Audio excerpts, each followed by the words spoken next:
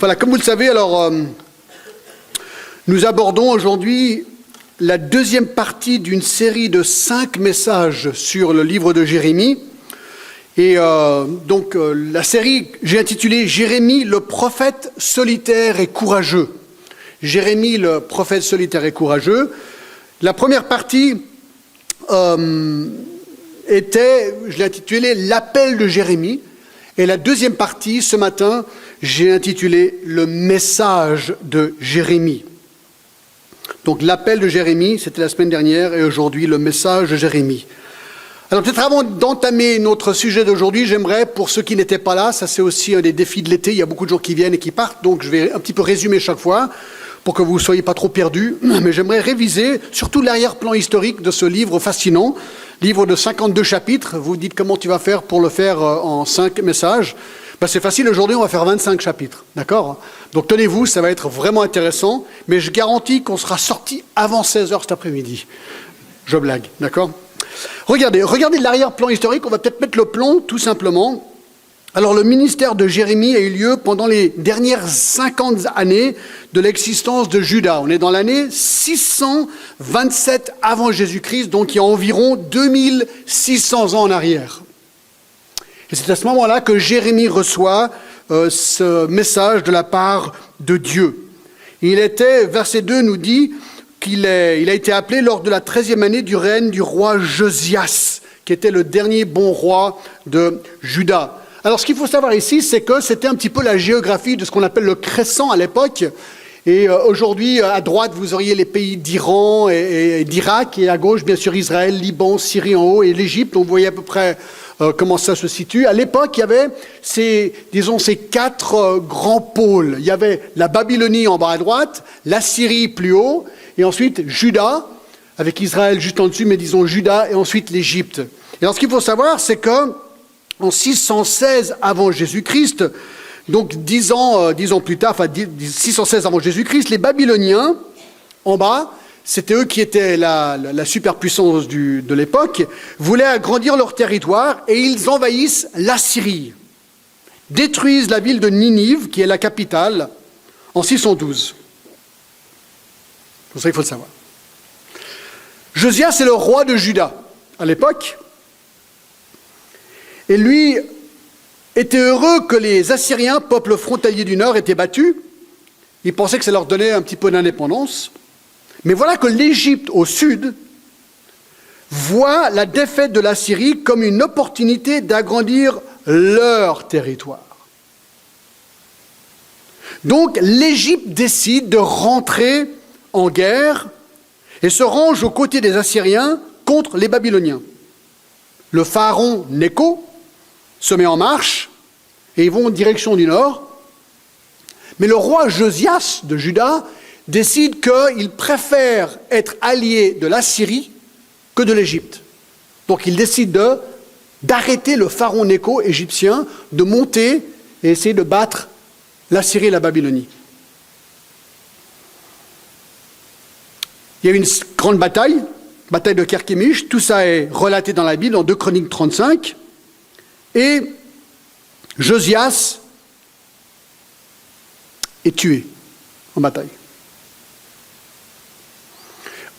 L'Égypte continue vers le nord, et à cette ville de Haran, ou Carchemish, là-haut, pendant 4 ans, la Babylonie et l'Égypte se battent.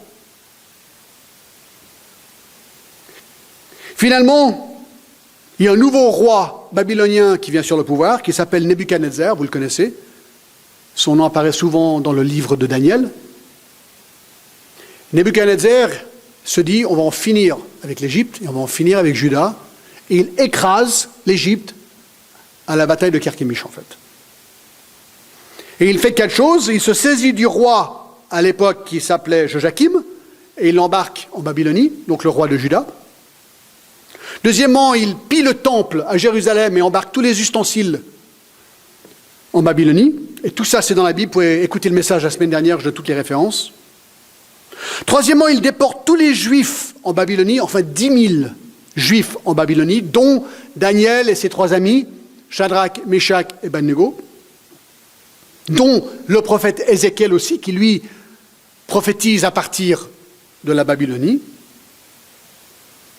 Et finalement, Nebuchadnezzar détruit Jérusalem. Vous pouvez lire le détail qu'on a fait la semaine dernière, dans le dernier chapitre de Jérémie, 52, mais aussi tout le livre des Lamentations, surtout le chapitre 4, qui décrit l'affreuse défaite de Jérusalem, où les choses étaient tellement mal au point, il y avait tellement peu de nourriture que quand un enfant mourait, il est dit dans Lamentation 4 que les mamans cuisaient leurs enfants pour les manger.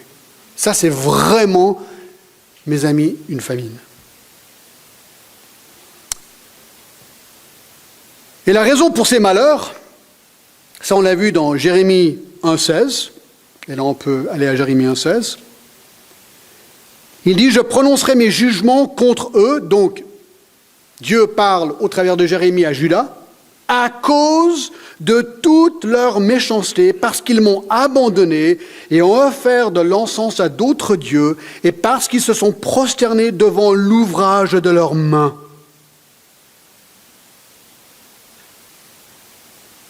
La raison, mes amis, est simple, c'est l'idolâtrie. C'est qu'à un moment donné, Judas s'est détourné du seul vrai Dieu pour adorer des idoles. Et ça a mis Dieu en colère. Et Dieu a réarrangé la carte politique de la région pour juger Juda, pour ce péché. Et dans Jérémie 25, tout est prédit. Tout est prédit.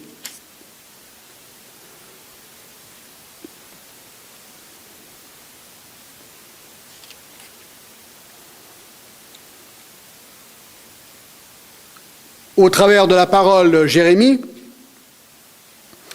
verset 5, « Revenez chacun de votre mauvaise voie et de la méchanceté de vos actions. » C'est les prophètes après prophètes qui ont dit ça à Jérémie aussi.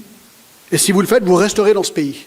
Je vous bénirai. » Verset 6, « N'allez pas auprès d'autres dieux pour les servir et pour vous prosterner devant eux, mais ne m'irritez pas par l'ouvrage de vos mains, et je ne vous ferai aucun mal. Restez-moi fidèles, je vous bénirai.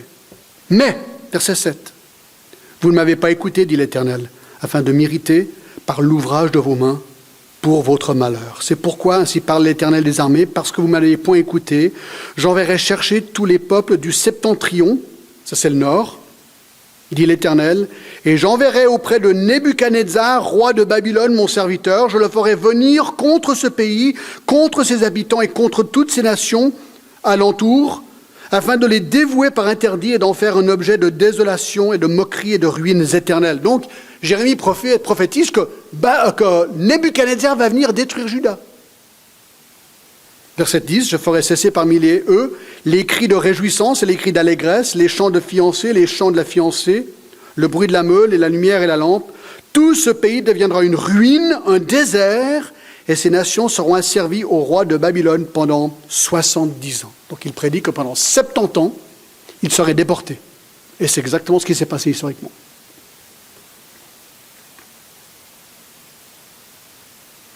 Donc c'est dans ce contexte, ça c'est révision rapide, c'est dans ce contexte que Jérémie est appelé.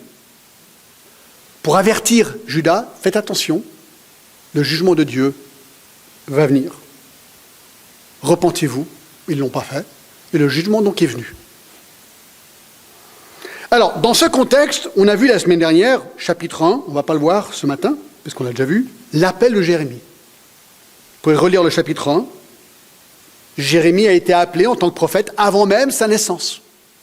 Ça, c'est peut-être le point incroyable, verset 5 du chapitre 1. « Avant que je t'ai formé dans le ventre de ta mère, je te connaissais, et avant que tu aies sorti de son sein, je t'avais consacré, je t'avais établi prophète des nations. » Waouh!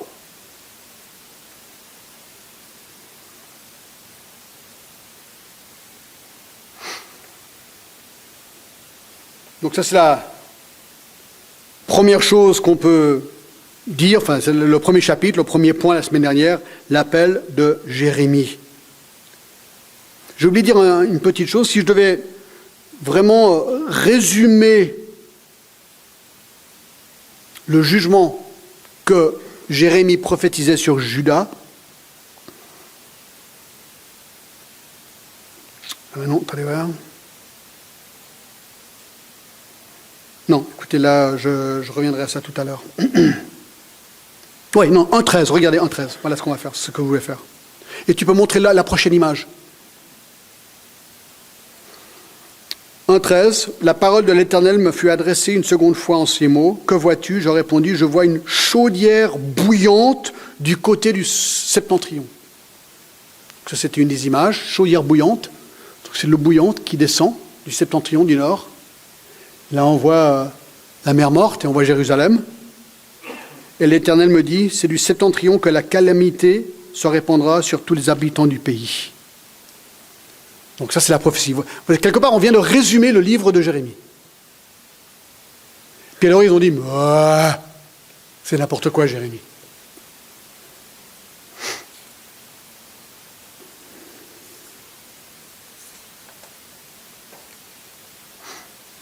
Donc, on peut passer au prochain point.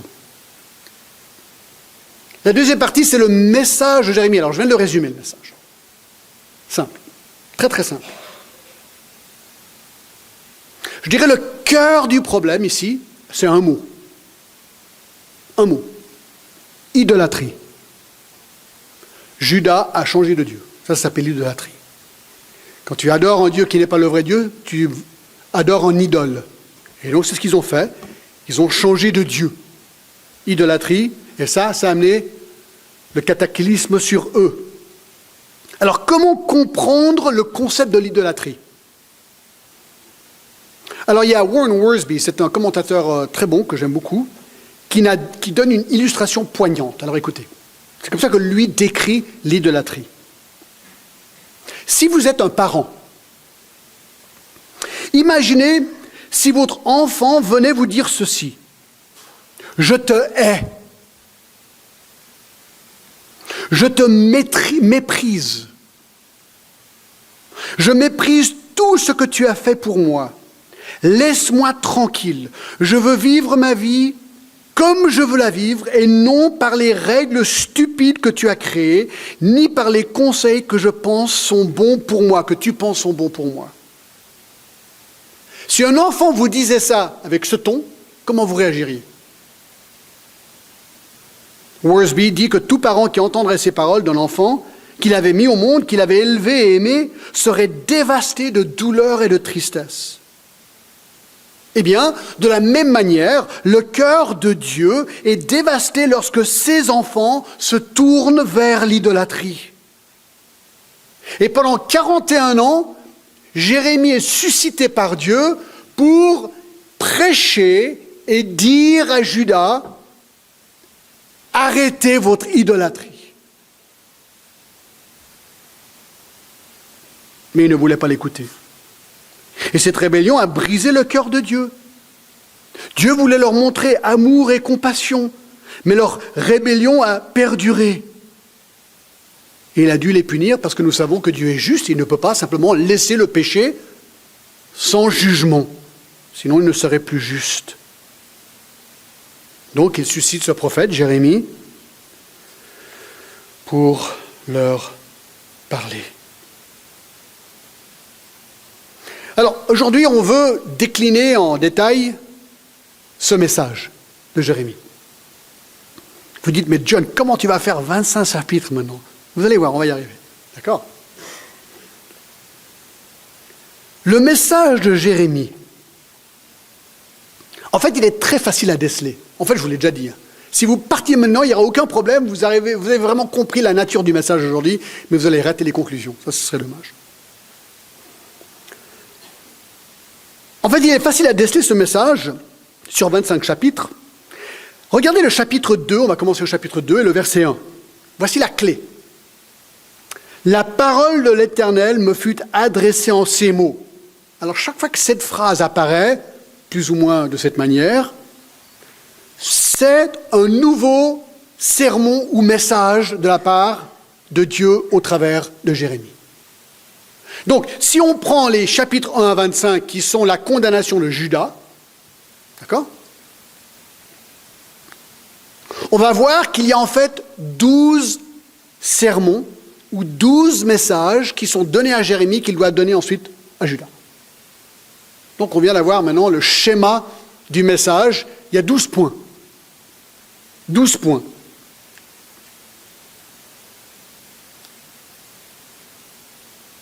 « 12 instances où Dieu parle à Jérémie pour lui communiquer le message qu'il doit annoncer au peuple. » Alors bien sûr, on ne va pas regarder en détail. Moi, je vais faire un résumé de chaque point, très rapide.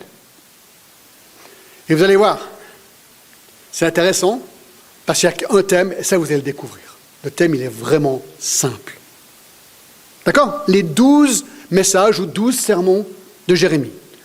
Numéro 1, le message contre l'apostasie de Juda. Alors, je vais décliner le chapitre 2 un petit peu plus, puis ensuite, on va aller assez vite pour les autres chapitres, d'accord? Mais Jérémie, dans son premier sermon au chapitre 2, expose le péché et l'apostasie de Juda de manière poignante. Premièrement, il parle du partenariat passé, donc les bons jours d'avant. Regardez verset 1, « La parole de l'Éternel me fut adressée en ces mots. Va écrire aux oreilles de Jérusalem, ainsi parle l'Éternel. Je me souviens de ton amour lorsque tu étais jeune, de ton affection lorsque tu étais fiancé, quand tu me suivais au désert, dans une terre inculte. Israël était à l'époque consacré à l'Éternel, il était les prémices de son revenu. Tous ceux qui en mangeaient se rendaient coupables, et le malheur fondait sur eux, dit l'Éternel. » Dieu commence son message en rappelant aux Juifs à Jérusalem comment ils avaient aimé, secouru, donc Dieu avait aimé, secouru et protégé son peuple Israël au début, donc dans le désert. C'est au temps de l'Exode, au travers de Moïse. Israël avait été consacré à l'Éternel. Il avait suivi dans le désert, certes, pas sans difficulté, pas sans poche de rébellion, d'accord. Mais globalement, en tant que nation, elle est allée jusqu'à la terre promise. Dieu a béni ce peuple jusqu'à la terre promise. Elle était la première nation à adorer l'Éternel, et ses ennemis ont tous été dévorés par l'Éternel. Donc ça, c'est le beau partenariat du passé. Ensuite, on voit la perversité du présent. Au verset 4, « Écoutez la parole de l'Éternel, maison de Jacob, autre mot pour Israël. Et vous, toute famille de la maison d'Israël, ainsi par l'Éternel, quelle iniquité vos pères ont-ils trouvé en moi pour s'éloigner de moi et pour aller après des choses de néant et n'être eux-mêmes que néant. » C'est Dieu qui pose la question. Il dit, mais je ne comprends pas. Qu'est-ce que j'ai fait, moi, Dieu, pour justifier le fait que vos parents, à un moment donné, se sont éloignés de moi? Qu'est-ce qui s'est passé? Est-ce que vous avez trouvé du mal en moi? Dieu dit, bien sûr que non.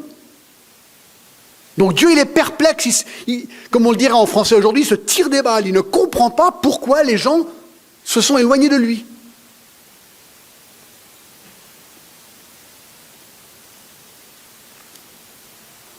Verset 7, « Je vous ai fait venir dans un pays semblable à un verger, pour que vous en mangiez le fruit et la meilleure production. Vous êtes venus, donc profitez, et ensuite vous avez souillé le pays. Et pourquoi ?» Ensuite, il accuse 3 groupes de personnes. Les sacrificateurs, verset 8, n'ont pas dit « Où est l'Éternel ?» Les dépositaires de la loi ne m'ont pas connu. Il dit « Mais voilà, même les sacrificateurs, à un moment donné, sont tellement éloignés de moi qu'ils ne me connaissaient même pas. » Les pasteurs m'ont été infidèles. Probablement ici des références à les leaders politiques, pas pasteurs comme nous on le comprend, pasteurs spirituels. Ça, c'est vraiment les sacrificateurs. Et ensuite, les prophètes ont prophétisé par Baal. Baal, Dieu cananéen. Les prophètes de l'Éternel ont prophétisé au nom de Baal. Ah, c'est vraiment un immense éloignement. Ils sont allés à ceux qui ne sont pas d'aucun secours. Alors Dieu dit, mais je ne comprends pas. J'ai fait tout ça pour vous. Et là, vous vous tournez vers Baal.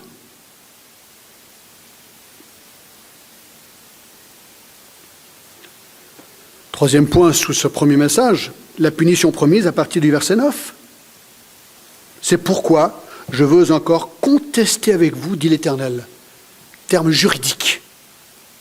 Je veux contester avec les enfants de vos enfants. Moi, il y a un truc vraiment intéressant, verset 10, regardez. Il a dit, regardez les pays païens autour de vous.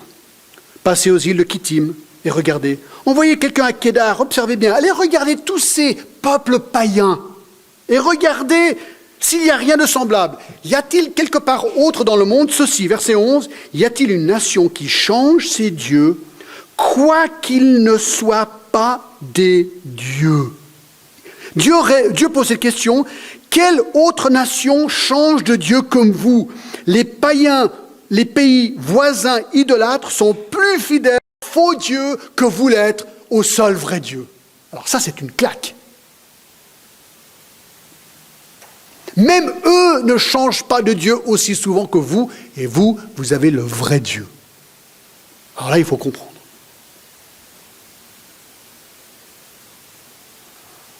Versets 14 et 15, on ne va pas lire. Vous êtes maintenant donc une proie aux envahisseurs. Le jugement vient.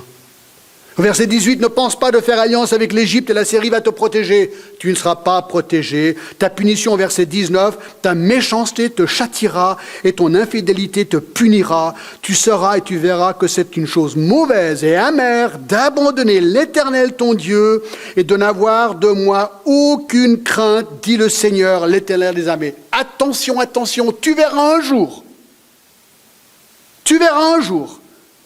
que c'est une chose mauvaise et amère d'abandonner l'Éternel. Aïe, aïe, aïe. Et ça, c'est que le chapitre 2. Il y a 52 chapitres dans Jérémie. Et ça, c'est qu'un des prophètes de l'Ancien Testament. Il y en avait un paquet.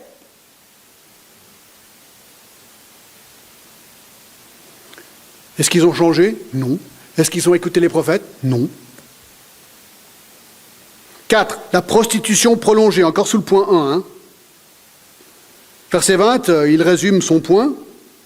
Tu es comme une prostituée. Tu as dès longtemps brisé ton joug, rompu tes liens, et tu as dit, je ne peux plus être dans la servitude, mais sur toute colline élevée, sur tout arbre vert, tu t'es courbé comme une prostituée.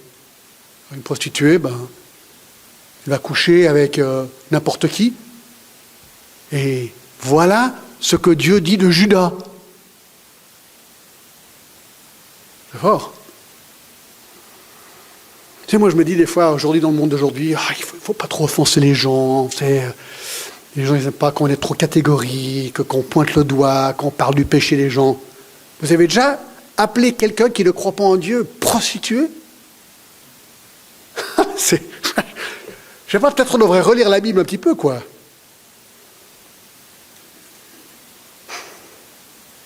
C'est peut-être pour ça que la Bible, c'est le best-seller de tous les temps, mais peut-être le livre le moins connu. Hein. Les gens, ils commencent à lire ça, ils disent « Ah, c'est pas trop mon genre, ça. » Ben ouais, on peut comprendre.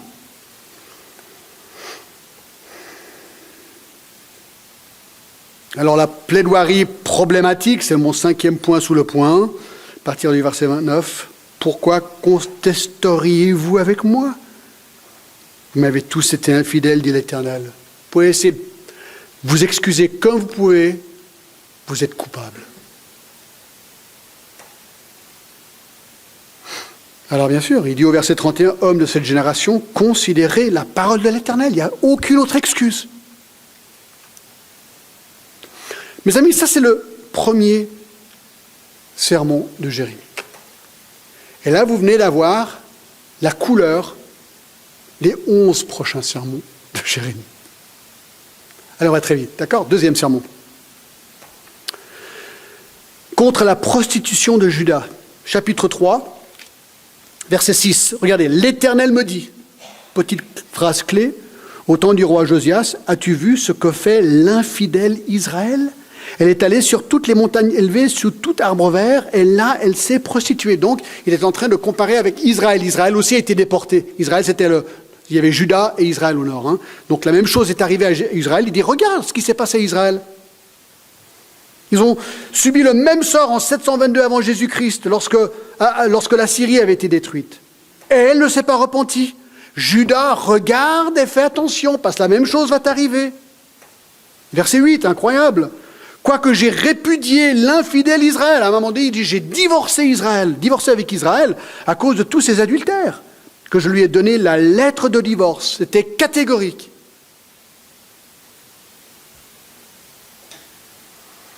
Leur adultère, verset 9, par la criante débauche, Israël a souillé le pays, elle a commis un adultère avec la pierre et le bois. C'est intéressant, non? Elle a quitté le seul vrai Dieu qui les a délivrés d'Égypte pour adorer de la pierre et du bois. Il faut le faire.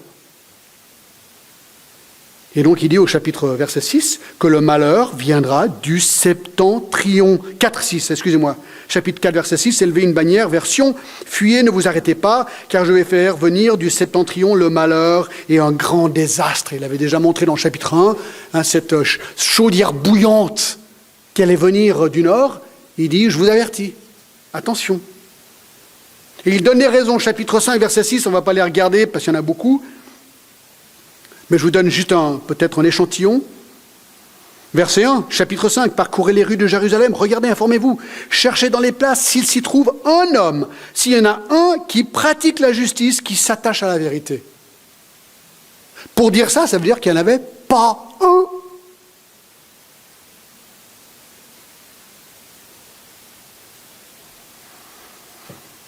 Verset 4, je disais, ce ne sont pas que les petits, ils agissent en insensés parce qu'ils ne connaissent pas la voie de l'Éternel, la loi de leur Dieu.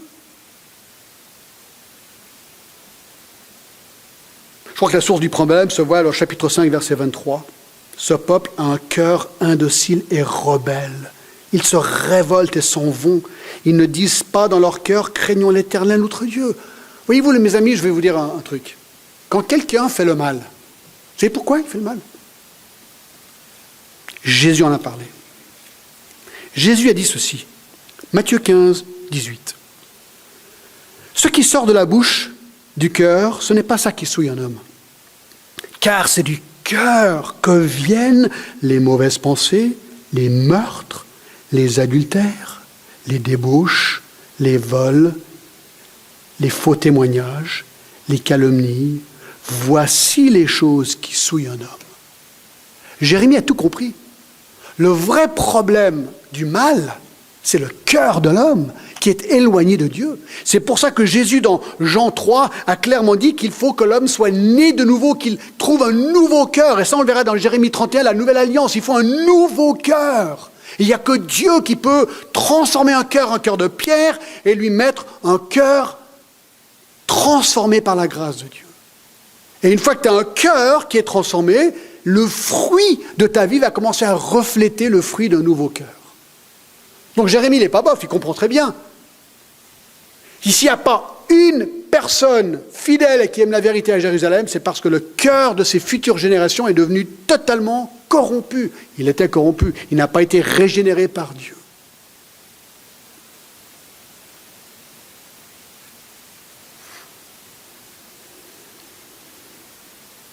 Troisième sermon, contre l'adoration hypocrite. Chapitre 7, verset 1, la parole de Dieu me fut adressée à Jérémie de la part de l'Éternel en ces mots. Regardez jusqu'à où ça a été. Incroyable, verset 8. Mais voici, vous vous livrez à des espérances trompeuses qui ne servent à rien. Quoi? Dérober, tuer, commettre des adultères, jurer faussement, offrir de l'encens à Baal.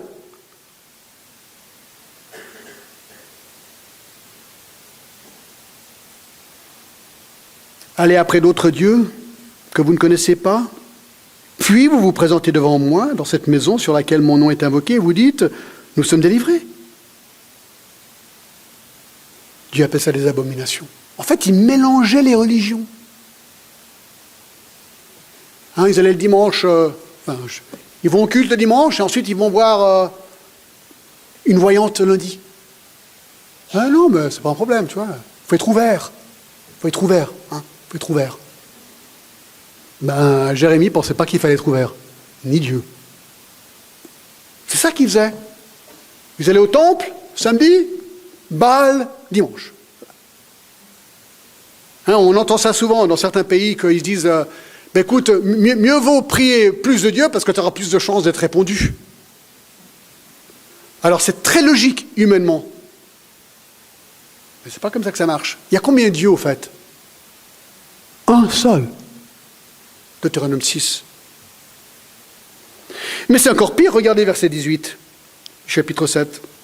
Les enfants ramassent du bois, les pères allument le feu, les femmes pétrissent la pâte pour préparer des gâteaux à la reine du ciel et pour faire des libations à d'autres dieux afin de m'irriter.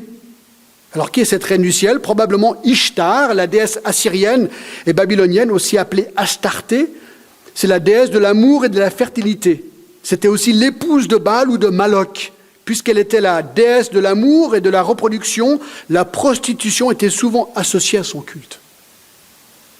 Alors voilà, allez, ils vont au temple, une offrande à Dieu, ensuite le lendemain à Baal, et pourquoi pas ensuite à la déesse Ashtarté, la reine du ciel. On aura 3 fois plus de chances d'être répondu. Ça, c'est des gens qui n'y comprennent plus rien, là. C'est l'idolâtrie. Alors, la réaction de Jérémie, tenez-vous, c'est incroyable. Chapitre 9, le verset 1. Chapitre 9, verset 1. « Oh, si ma tête était remplie d'eau, si mes yeux étaient une source de larmes, je pleurerais jour et nuit. » Ah, ça me donne la chair de poule. Jérémie, il s'effondre en larmes et il pleure. Et moi, ça m'a piqué cette semaine parce que je me suis dit, John, est-ce que toi, tu pleures sur le péché des hommes? Est-ce que tes larmes coulent quand tu vois l'idolâtrie, flagrante ou moins flagrante?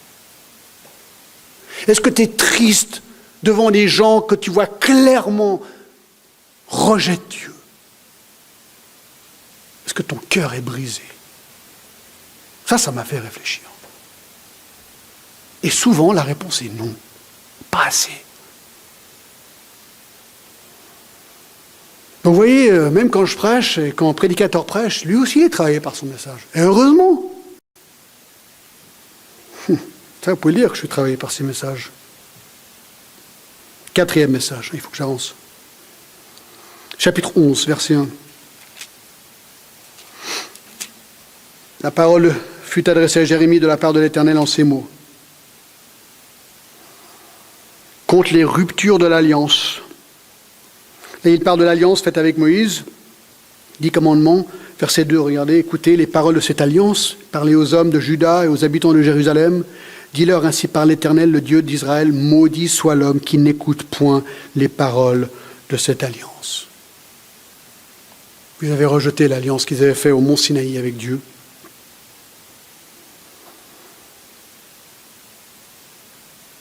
Voilà, c'est en fait le résumé, si on veut, de ce 4e message. Le 5e message, chapitre 13, verset 1. Ainsi m'a parlé l'Éternel. C'est les 2 paraboles de jugement à venir. Alors la première, c'est la ceinture de lin. Verset 1, ainsi m'a parlé l'Éternel, va chez toi une ceinture de lin, mets-la sur tes reins, mais ne la trempe pas dans l'eau. Bref, il doit acheter une ceinture de lin, un signe d'intimité. Il le met sur sa taille, contre sa peau, dans les versets qui suivent. Il l'enterre, puis il la désenterre. Cette ceinture devient pourrie. Et il leur dit, vous allez être détruits comme cette ceinture est devenue pourrie. Mais regardez les vases de vin, verset 12. Tu leur diras cette parabole, ainsi par l'Éternel, le Dieu d'Israël, tous les vases seront remplis de vin. Et ils te diront, ne savons-nous pas que tous les vases seront remplis de vin? Donc voilà, donc c'est les vases remplis de vin, verset 14. Je les briserai les uns contre les autres. Donc, parlant en fait des envahisseurs. Mais il utilise les pots brisés pour montrer ce qui va se passer. Je les briserai les uns contre les autres, les pères et les fils sont ça, dit l'Éternel. Je n'épargnerai pas, je n'aurai point de pitié, point de miséricorde, rien ne m'empêchera de les détruire. Écoute et prête l'oreille, ne soyez point orgueilleux, car l'Éternel parle.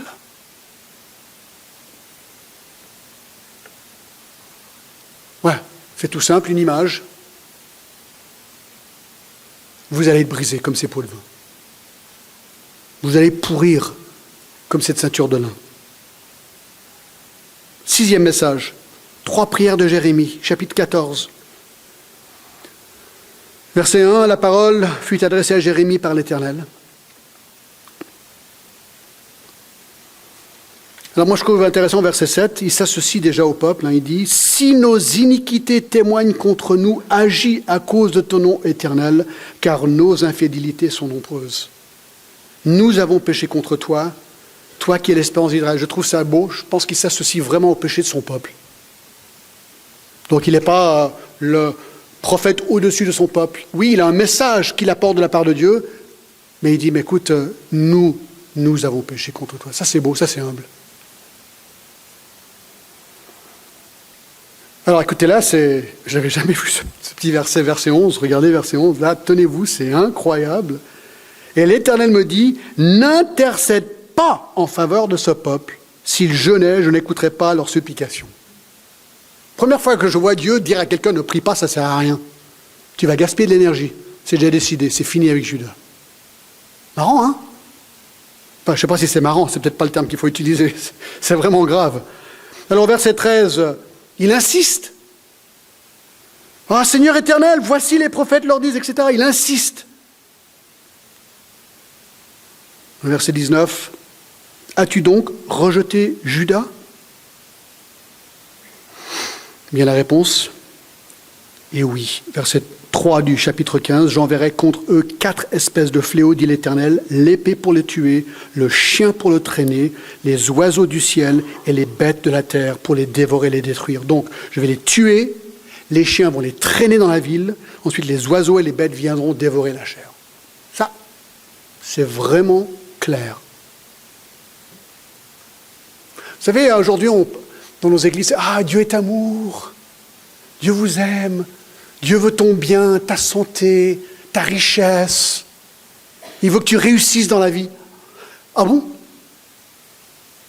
Alors, je suis d'accord que Dieu veut qu'on soit sauvés et Dieu nous bénit. Mais je ne sais pas comment ces gens de la prospérité prêchent Jérémie. Oui, Dieu nous aime. Dieu nous a tellement aimés qu'il a vu notre péché, il a dit, mais tu ne peux pas t'en sortir. Le jugement est certain. Je te donne mon Fils unique. Ça, c'est un amour, mes amis. Il nous donne son Fils pour nous sauver. Mais là, il est en train de leur dire, vous allez être jugés de manière radicale.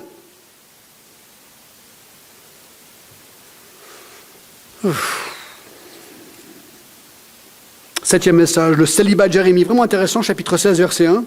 La parole de l'Éternel me fut adressée en ces mots, tu ne prendras point de femme et tu n'auras dans ce lieu ni fils ni fille.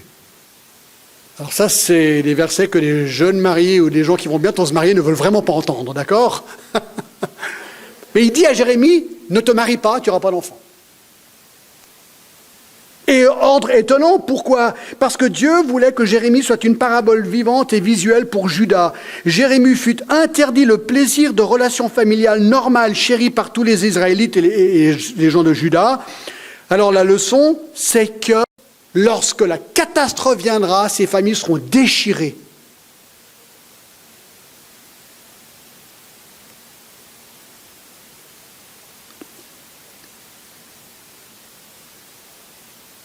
Car ainsi parle l'Éternel, verset 3, sur les fils et les filles qui naîtront en ce lieu, sur les mères qui auront enfanté, sur leurs pères qui les auront engendrés dans ce pays. Ils mourront consumés par la maladie, et on leur donnera ni larmes, ni sépulture.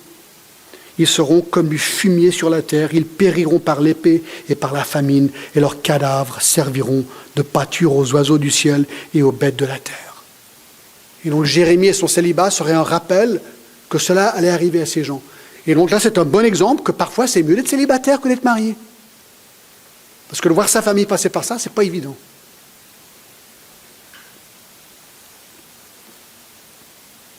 Alors, je ne dis pas que c'est mieux d'être célibataire, je dis que c'est un exemple où le célibat, puisqu'il en parle dans Corinthiens 7, Paul, que le célibat peut être préférable, surtout dans les moments très difficiles de la vie. 8e message, le signe du pot brisé. Chapitre 18. Peut-être on peut regarder en fait, juste pour aller un peu plus vite là. Il y a tellement à voir et à dire, on ne peut pas tout faire malheureusement. La parole me fut adressée, verset 1. Lève-toi, descends dans la maison du potier, là je te ferai entendre mes paroles. Il descendit de la maison du potier, voici, il travaillait sur un tour. Le vase qu'il faisait ne réussit pas. Comme il arrivait à l'argile dans la main du potier, il en refit un autre vase. Donc il prend le vase qui n'est pas tout à fait juste, et il recommence. Ah, c'est ce que je vais faire avec vous, dit Dieu. C'est des belles illustrations, non?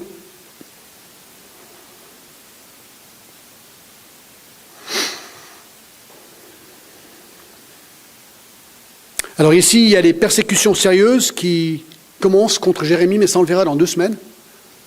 Il y aura tout un message sur les malheurs de Jérémie en tant qu'humain. Poignant. À la galère qu'il a vécu, ce gars. Incroyable. Parce que les gens ne recevaient tout simplement pas son message. Donc il est venu perturbateur, qui nous dérange. Arrête.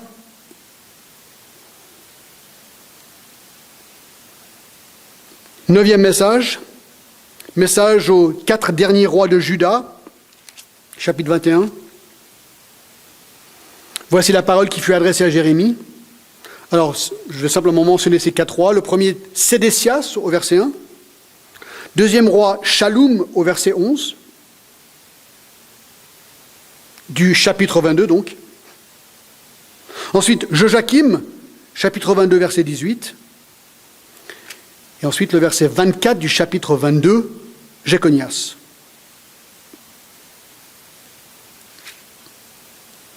Et il leur dit quoi? Alors, chapitre 21, verset 7, au milieu. Je les livrerai entre les mains de Nebuchadnezzar, roi de Babylone, entre les mains de leurs ennemis, entre les mains de ceux qui en veulent à leur vie. À Nebuchadnezzar les frapper du tranchant de l'épée, et il ne les épargnera pas, et n'aura point de pitié, point de compassion. Bref, il leur dit exactement, bref. C'est comme un disque rayé là, hein. Vous avez remarqué? Ça va venir, ça va venir. 10e message, message contre les faux prophètes, chapitre 23.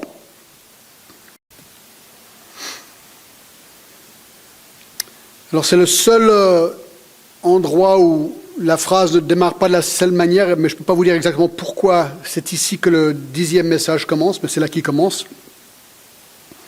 Ce qui est intéressant, je pense, c'est le verset 11.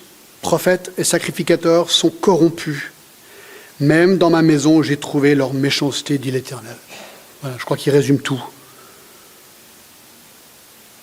Même les prophètes, les pasteurs, si vous voulez, sont devenus idolâtres. Le chapitre, là, il est vraiment incroyable. Hein. Verset 15 au milieu, car c'est par les prophètes de Jérusalem que l'impiété s'est répandue dans tout le pays. Il dit, mais en fait, le problème, c'est les prophètes corrompus. Ils ont mal prêché ce qu'il fallait prêcher. Ainsi par l'Éternel des armées, verset 16, n'écoutez pas les paroles des prophètes qui vous prophétisent. Ils vous entraînent à des choses de néant. Ils disent les visions de leur cœur et non de ce qui vient de la bouche de l'Éternel. Ils disent à ceux qui me méprisent, l'Éternel a dit, vous aurez la paix. Et ils disent à tous ceux qui les suivent les penchants de leur cœur, il ne vous arrivera rien. Mais c'est faux. Il disait, mais vous en faites pas. Jérémie, il dit, n'importe quoi, vous aurez la paix. C'est faux. C'est faux. Et nous devons déceler l'erreur de la vérité, mes amis. C'est à nous de faire ça. Et il y a beaucoup d'erreurs qui est propagée autour de nous. Et même dans nos églises. Il faut faire très attention. On ne peut pas tout gober comme ça. Verset 22, s'ils avaient assisté à mon conseil, ils auraient dû faire entendre mes paroles à mon peuple et les faire revenir de leur mauvaise voie, de la méchanceté de leurs actions. Voilà ce qu'un prédicateur devrait faire.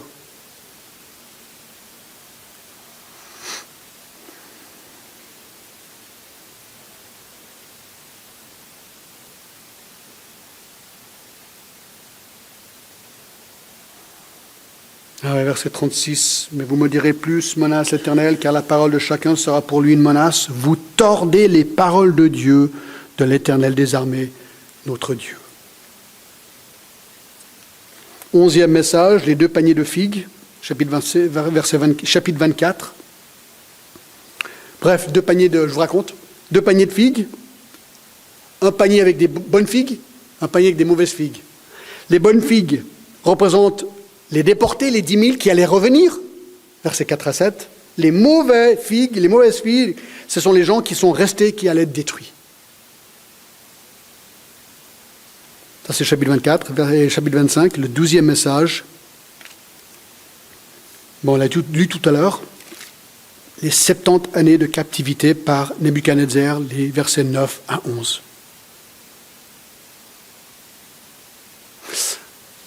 Voilà, mes amis, on vient de parcourir le ou les messages de Jérémie. Je ne sais pas comment vous réagissez, ce serait intéressant d'avoir un moment de discussion, on ne va pas le faire, ce serait un petit peu compliqué. Ce serait intéressant d'avoir un petit peu votre réaction. Alors ça, c'est à quoi j'ai réfléchi et j'aimerais maintenant conclure ce message avec quelques applications, d'accord ? Voilà ce que moi je ressors. Je crois qu'il y a beaucoup de choses qu'on pourrait dire ici, beaucoup d'applications. Ce serait peut-être intéressant autour du barbecue, vraiment intéressant, qu'on puisse peut-être discuter les uns avec les autres, dire voilà, quelle est l'impression ? Pourquoi ces chapitres sont là ? Pourquoi Jérémie est là dans le canon des Écritures ? Qu'est-ce que nous, on doit pas apprendre aujourd'hui en 2013 ? Alors moi, je vais vous donner 4 pensées, d'accord ? 1. Le péché est important. Peut-être j'aurais dire autrement. Le péché, c'est grave. Moi, je me dis, mais 25 chapitres pour lister des péchés. Ça fait un paquet de chapitres quand même, moi, je trouve. Mais pourquoi 25 ? C'est un disque rayé. Il répète, il répète, il répète, il répète. Pourquoi ? Alors moi, je pense que la raison est celle-ci. Quand Ésaïe a sa vision dans Ésaïe 6, il y avait des séraphins qui volaient et qui criaient quoi ? Ces anges criaient sur le trône élevé, ceci, verset 3, ils criaient l'un à l'autre et disaient « Saint, Saint, Saint est l'Éternel des armées, toute la terre est pleine de sa gloire. » Mes amis, ce qu'on apprend, c'est que le péché est un affront direct à la sainteté de Dieu. Et l'affront est tel que la seule solution que Dieu a trouvée pour résoudre ce problème de l'homme, c'est d'offrir ce qui lui était le plus précieux, son Fils. Pour nous permettre, malgré notre péché, parce que si nous avions été en Judas, ça aurait été pareil, mes amis. Qu'on peut être, ou qu'on puisse être pardonné. Et je pense que pour nous, aujourd'hui, l'annonce de l'Évangile doit, à un moment donné, confronter le pécheur avec son péché. Sans quoi, ce n'est pas le vrai Évangile. Le salaire du péché, c'est la mort, car Dieu a tant aimé le monde qu'il a donné son Fils unique, afin que quiconque croit en lui ne périsse point, mais qu'il ait la vie éternelle. Christ est venu pour pardonner le péché. Si l'homme n'est pas convaincu qu'il est pécheur, le Sauveur ne lui sert à rien. 2. Le jugement de Dieu vient. Alors, juste, écoutez, ceci. Ça, on l'entend aujourd'hui de temps en temps. 2 Pierre 3, 4. Certains disent, où est la promesse de son avènement ? Car depuis que les pères sont morts, tout demeure comme dès le commencement de la création. Ils veulent l'ignorer. Enfin voilà, je m'arrête là. Il y a beaucoup de gens qui disent, mais les chrétiens, ça fait 2000 ans que vous dites que Jésus va revenir. 2000 ans. Arrêtez quoi. Ça fait 2000 ans que vous dites que Jésus pourrait revenir n'importe quand. C'est vrai ou c'est pas vrai ? C'est vrai. Alors c'est pour ça, Pierre l'avait déjà dit. Mais ils disent, mais où est la promesse de son avènement ? Déjà à l'époque, ils disaient, mais arrêtez de dire ça, chrétiens. Crétins. Vous y avez pensé, mais c'est moi qui l'ai dit. Je sais qu'il y a certains qui ont pensé ça, d'accord ? Alors, moi je recule à Jérémie, je me dis, tiens, va. Jérémie a prophétisé 25 chapitres. On ne l'a pas cru. Historiquement, tu peux aller sur Google, vérifier tout ça, tout est arrivé, point à la lettre. Nebuchadnezzar est venu, il a envahi la Syrie, il est descendu, il a envahi, en fait, il a aussi éliminé l'Égypte en passant, et il a fait exactement ce qui a été prédit. Tout a été réalisé à la lettre. Et les faux prophètes disaient, mais Jérémie, c'est n'importe quoi. Il ne va pas venir, Nebuchadnezzar. Il est venu. Genèse 6, regardez avec moi, vite, je ne veux pas faire trop long. Genèse chapitre 6, regardez. Truc intéressant.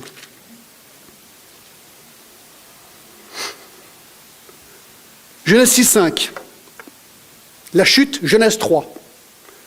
Genèse 6, 5, l'Éternel vit que la méchanceté des hommes était grande sur la terre et que toutes les pensées de leur cœur se portaient chaque jour uniquement vers le mal. Ouh là là, il y avait un gros problème sur la terre. Tout le monde était corrompu. Verset 11, la terre était corrompue devant Dieu et la terre était pleine de violence. Dieu regarda la terre et voici, elle était corrompue car toute chair avait corrompu sa voie sur la terre.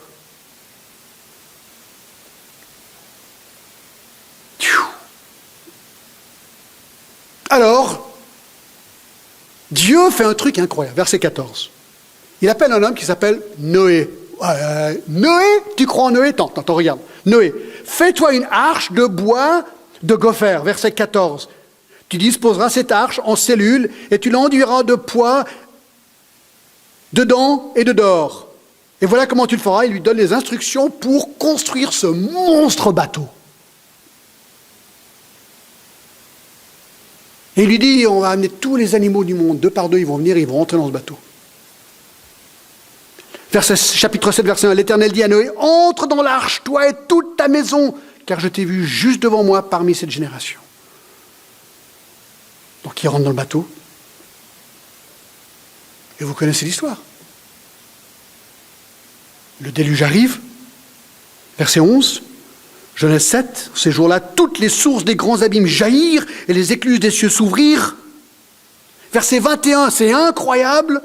Tout ce qui se mouvait sur la terre périt. Tant les oiseaux que le bétail et les animaux, tout ce qui rampait sur la terre et tous les hommes, tout ce qui avait respiration, souffle de vie dans les narines et qui était sur la terre, mourut. Tous les êtres qui étaient sur la face de la terre firent exterminés. Depuis l'homme jusqu'au bétail, aux reptiles, aux oiseaux du ciel, ils furent exterminés de la terre. Il ne resta que Noé, ce qui était avec lui dans l'arche. Les eaux furent grosses sur la terre pendant ces 50 jours. Allez avec moi à Matthieu 24, j'arrive à la fin, d'accord? Matthieu 24. Matthieu 24.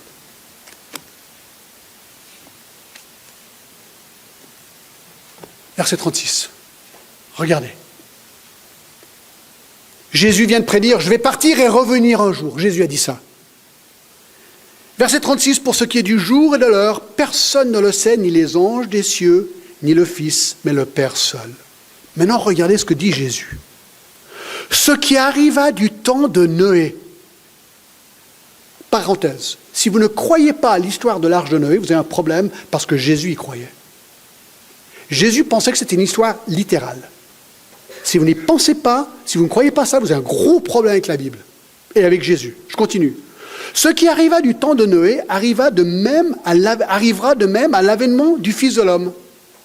Car dans les jours qui précédèrent le déluge, les hommes mangeaient, buvaient, se mariaient leurs enfants jusqu'au jour où Noé entra dans l'arche, où ils ne se doutèrent de rien jusqu'à que le déluge vienne et les emporte tous. Et il dit, et il en sera de même à l'avènement du Fils de l'homme. Avant le déluge, les gens se disaient, mais Noé, t'es malade. Mais ça va pas la tête. Qu'est-ce que tu es en train de faire? Un bateau? Mais la vie est belle. Hein, c'est ce qu'il disait en Judas aussi. Mais arrête, Jérémie. Ben, c'est ce qu'on dit aujourd'hui aussi. Mais la vie est belle. Quoi? Chrétiens, vous dites que Jésus va revenir. Mais vous rêvez. Vous avez la tête dans les nuages, quoi. Ah bon? C'est ce que les gens disaient en Juda. Et c'est ce que les gens disaient à l'époque de Noé. Mes amis, le jugement de Dieu vient. Ce qu'on ne sait pas, c'est quand. Est-ce que tu es prêt? Est-ce que tu es prêt? Si Jésus revenait cet après-midi, c'est pas pour te faire peur, c'est la pure et simple vérité. S'il revenait cet après-midi, est-ce que tu es prêt? C'est aussi simple que ça. Si tu n'es pas absolument certain que tu es pardonné par son Fils Jésus-Christ, tu n'es pas prêt. Et j'ai peur pour toi. Parce que le jugement éternel est une réalité aussi réelle qu'elle était pour Judas et aussi réelle qu'elle était pour les gens à l'époque de Noé.